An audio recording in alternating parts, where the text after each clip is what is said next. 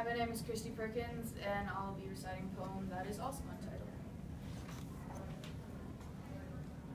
I could stand in front of you today, and like most other poets, tell you the story of my first elementary school bully, who called me fat at 7 years old. Or I could tell you the various times I was pushed down and kicked, and just as I was regaining the footing, kicked a little more. Tell you the lonely nights, lonely days, lonely life. I have no doubt that as I stand here, there will be faces in the audience with teary eyes, not from sympathy, but from pity. There will be some that maybe look down and quietly close their eyes because they were reminded of the times that they were feeling the same as I. The times where we walked the same thin line between our insanities and insecurities, and neither side was better. The times when we stood back to back with those closest to us, only feeling them finding the perfect place to stab, reaching for outstretched hands, only to find that their fingers were crossed.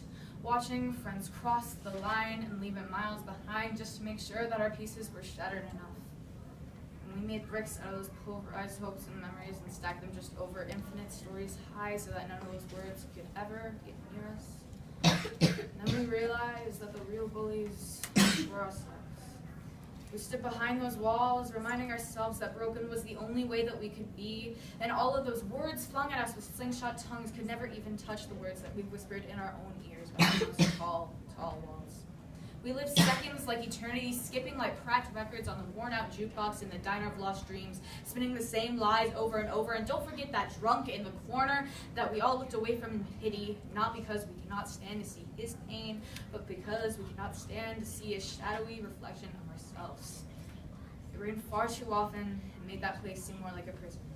Cold, dark, anything but quiet, shackled to the thoughts we repressed, screaming for a hero to save us and bring some super glue to put us back together again, waiting on Prince Charming, never even knowing if we were the next ones to be saved.